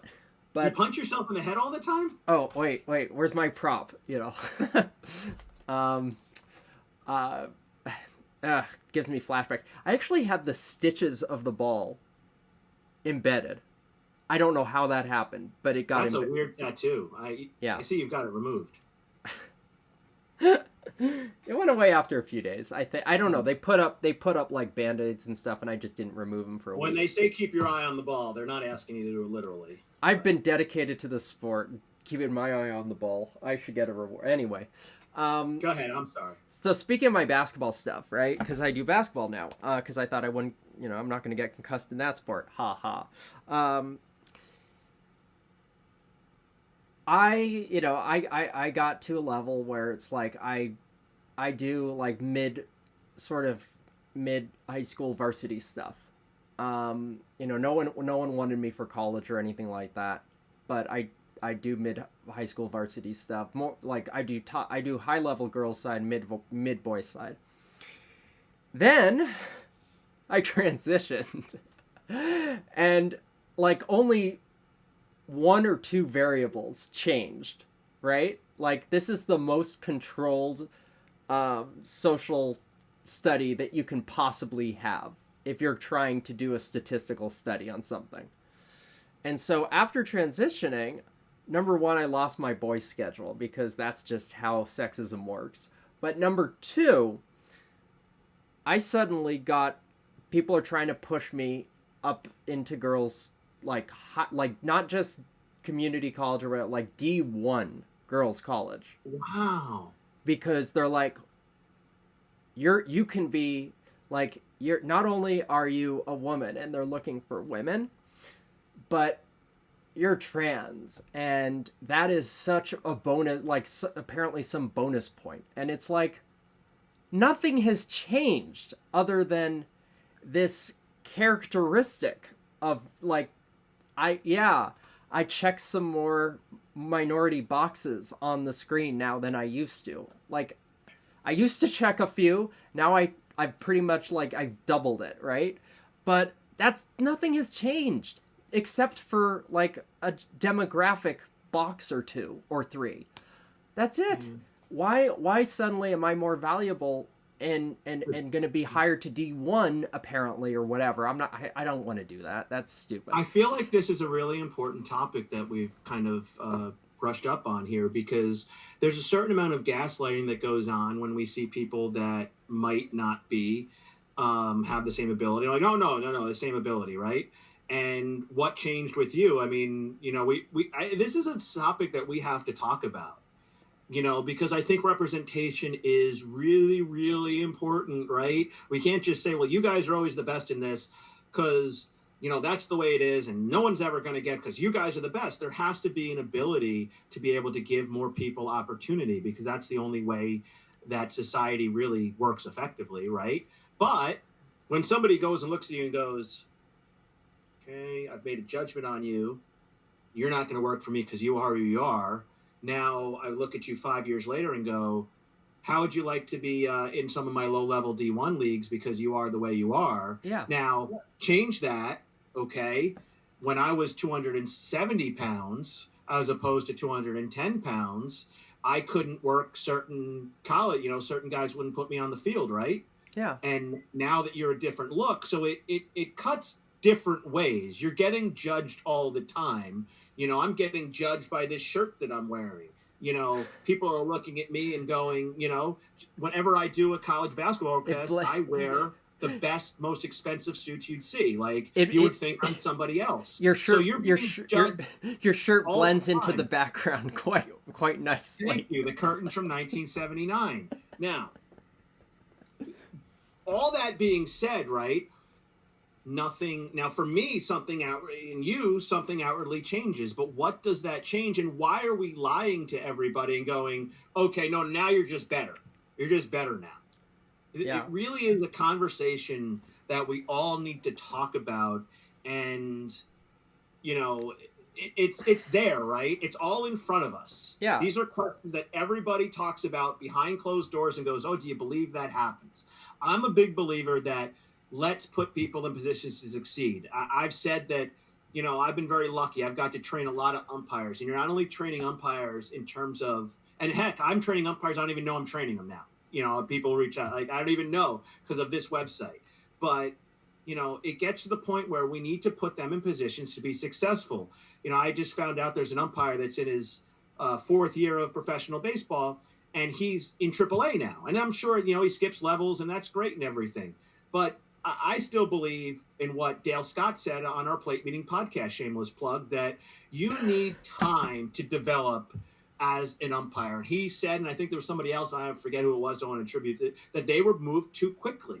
There's a way, if you see talent in somebody, you just don't say, okay, we're going to rush in the big leagues, let's get them there, and then, maybe as a player, but you don't do it as an umpire, because then they get up there, and you get a guy who makes some mistakes, and now they lose confidence, they lose ability, believe it or not. This is a thing. Yeah, it's there, but when you lose confidence, you lose ability, and now we've lost them forever. Maybe they stop umpiring. Maybe they get released. Maybe they get into college, and maybe when they get to college, they're man at the world. So we haven't cultivated a positive experience for a lot of these individuals, and it's one of the reasons that we're having so much trouble cultivating and keeping people in the world of umpiring right now. It's an over-encompassing issue. I hit on a lot of things there. So when you said someone who felt they were being moved too quickly, that's actually a reference, and we talked with someone hearsay-wise on the podcast about it. That's actually a reference to the Angel Hernandez lawsuit about being promoted to crew chief. One of the people who was promoted to crew chief said, and on record, off record, I don't know because I'm not naming names,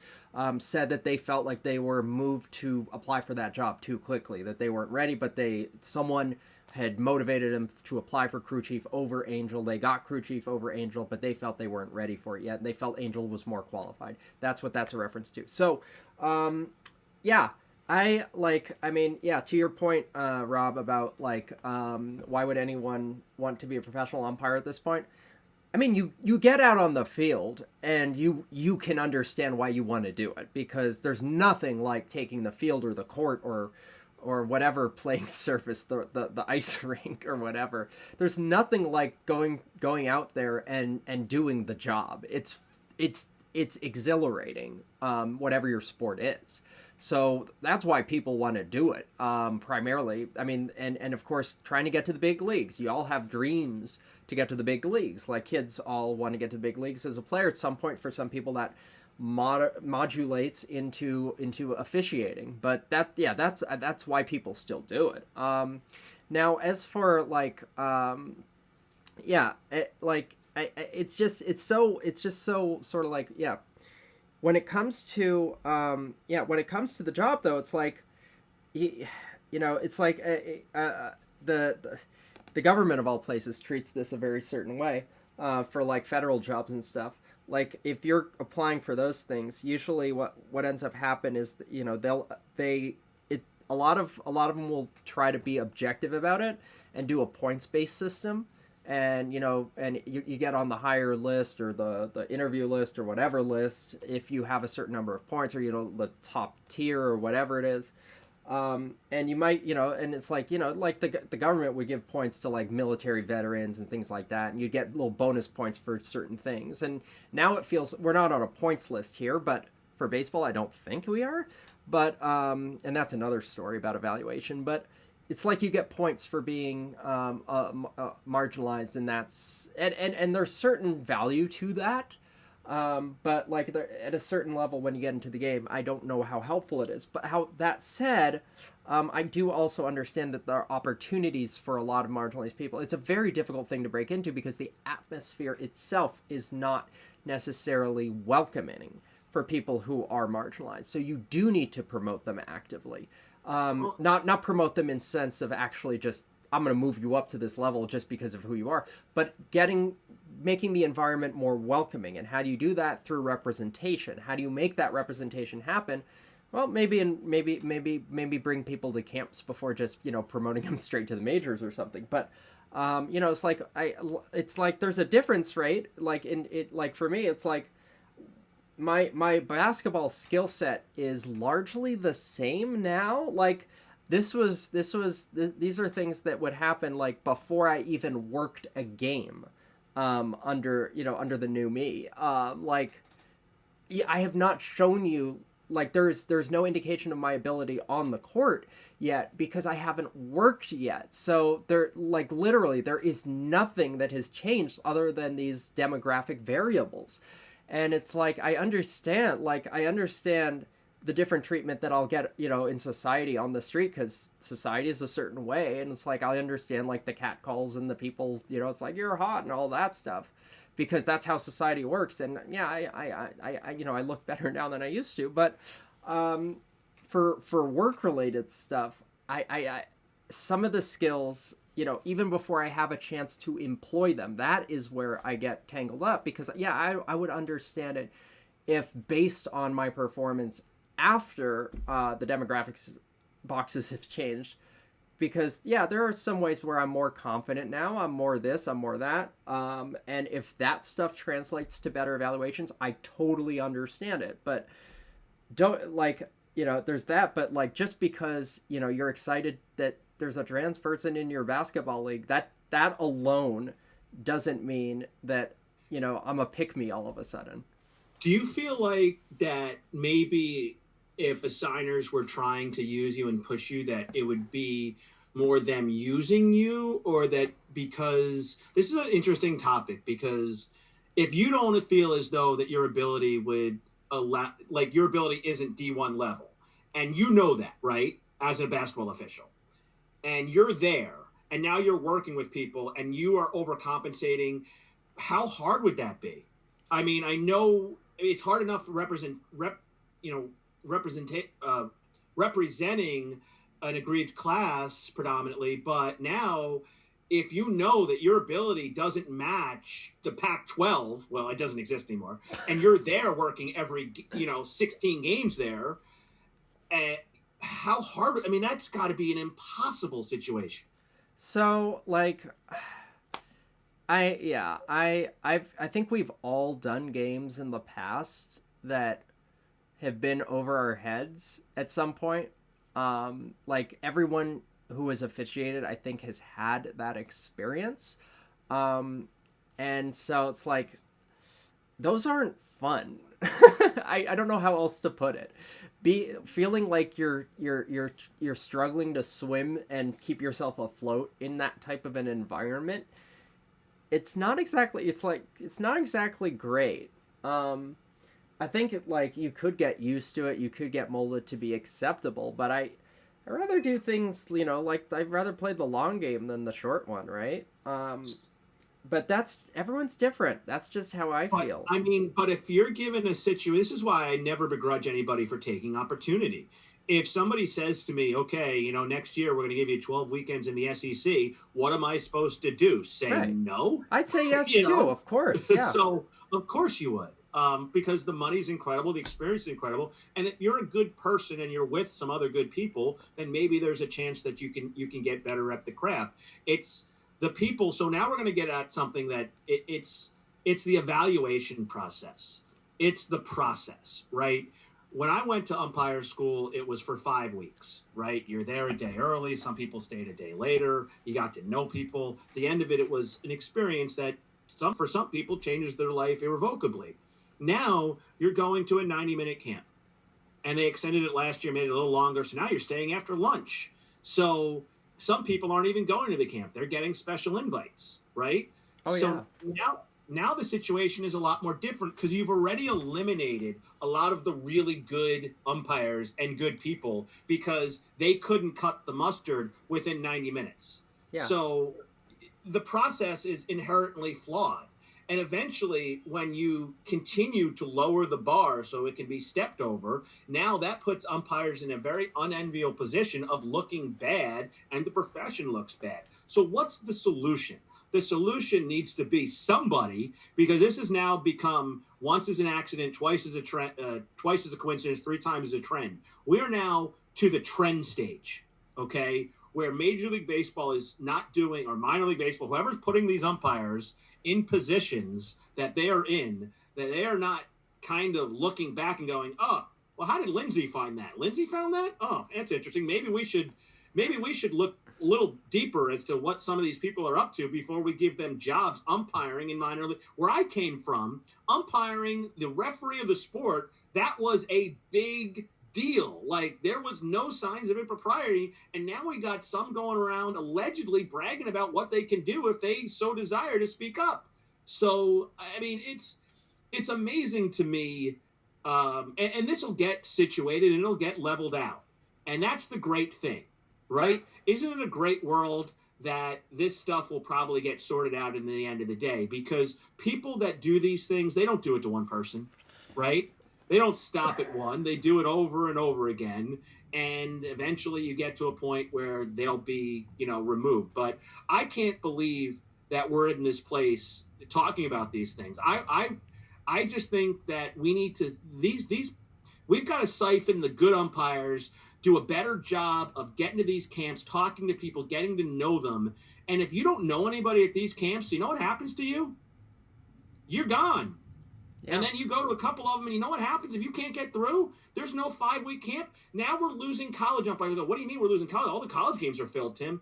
No, they're not. So you're losing umpires because there's not the 200 people going umpire school anymore. Not all those get to be big league guys. Some of them get siphoned into the college system, the high school systems, and the youth ball systems. We're losing all of that, and the people at the top don't care. So I care, but I hate to say it, but like you mentioned, and of course there's an ejection going on right now in Baltimore. No, I hate to say it though, that like you mentioned it's who you know and stuff like that, which is super true and all that. But like, oh God, and I have a dumb ejection from some dumb person from last night. I'm sorry, I'm cranky. I haven't eaten yet, but well, me neither. Let's wrap this baby up. Yeah, We've got so much Italian food here in the house and ribs and all sorts of stuff. But you mentioned about like who you know and all that, and I feel like maybe part of the reason is that I'm now popular and all that is people, it's like, and I hate to hit on, it's like I worry Silmarion's comment on chaser orgs, because I hope it's not what I think it is. But moving on. No, it's any trans person knows what a chaser is, and it's not a good thing. I have a feeling though, it's like I think that part of it is that effect though. It's like, people are after I don't know how to describe it properly, but it sort of feels tokenizing. It's not a good feeling. Yeah, I don't know. I mean, we're very unique here, right? And that we can talk about this stuff. And, my idea was to, people that say, well, what are you trying to do at close call? I always tell them I'm trying to change the world through umpiring.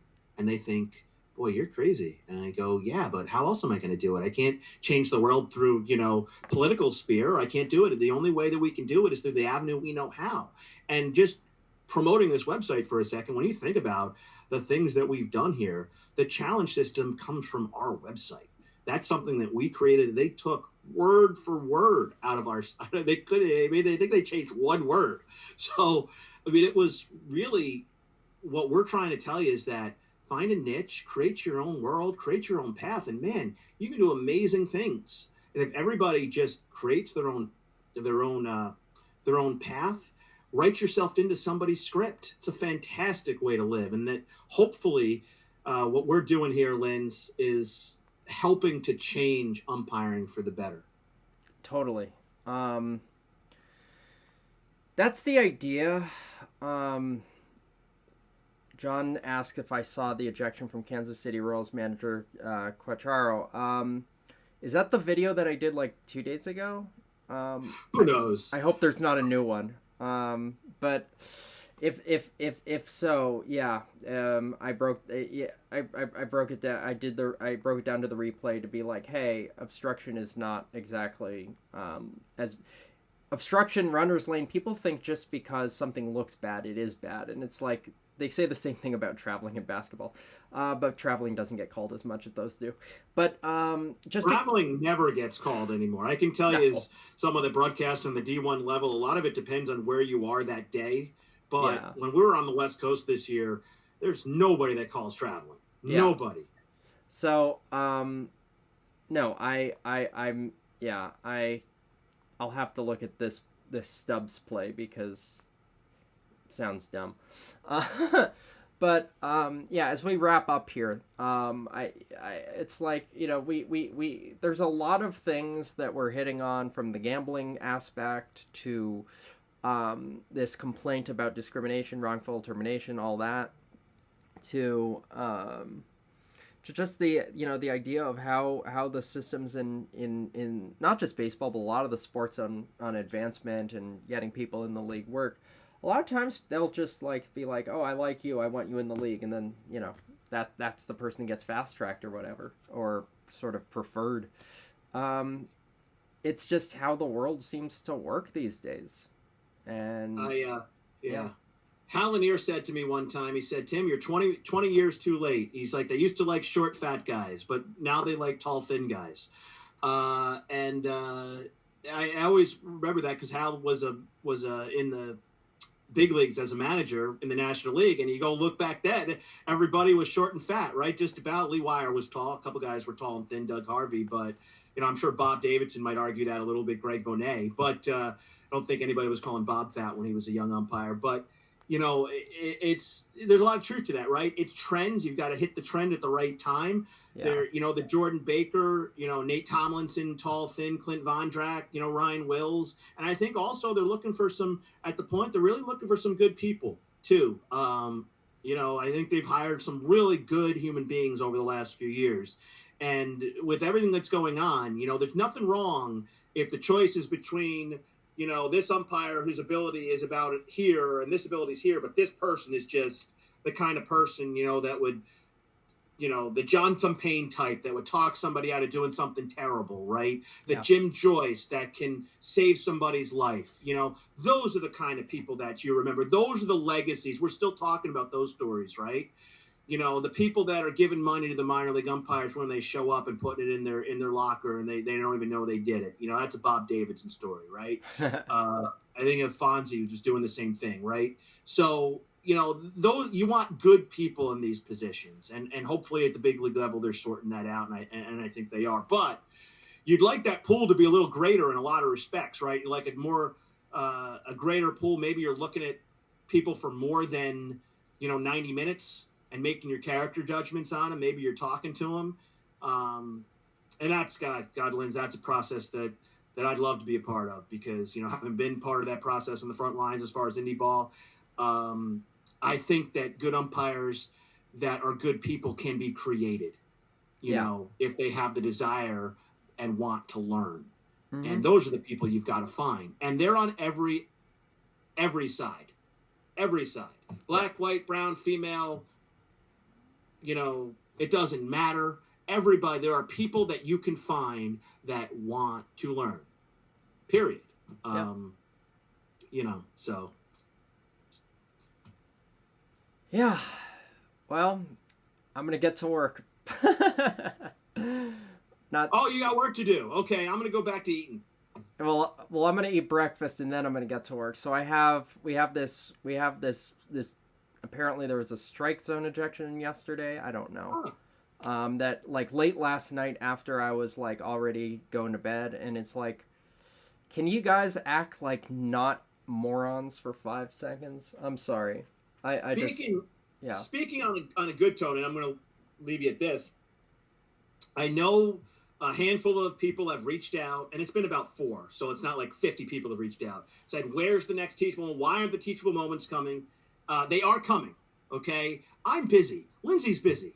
So we don't always have time to get the extracurricular stuff beyond the ejections or the crazy plays. If you'd like something to be fast-tracked, not the worst idea. If you really have something that you want to maybe go to the Patreon, subscribe, file to the Discord, and, say something, or maybe give a couple of bucks. You won't offend Lindsay with cash. And that's a good way to get somebody's attention, to be honest with you, other than to complain about why we're not doing things. We're here on our Father's Day talking about, this stuff. Lindsay's from California waking up bright and early in the morning looking up stuff online because I can't get me the information that I need. So, anything that we do that's delayed is usually for a reason. But there will be teachable moments coming. I got a great one that we're gonna do coming up this week, and there's a whole bunch of them. They're gonna be a lot of fun. But again, if you have a play for us, send it to me on Discord, or is that the website? Discord? Yeah, link in the description. Discord, yeah, it's like It's like what happens when you don't know you've taken something that's caffeinated. Discord. Oh my gosh. That's their tagline.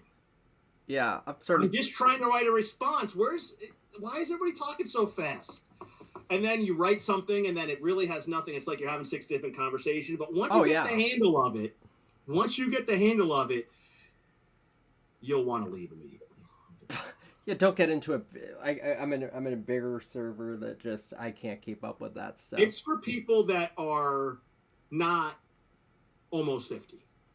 It's just life happens slowly for us old folks. Yeah. So, yeah, it is what it is. Hey, this has been a lot of fun. Is this a plate meeting podcast or is this just a random live stream? Whatever it was, for Lindsay, this is tmac. Always do what's right, not what's easy. Happy umpiring, everyone.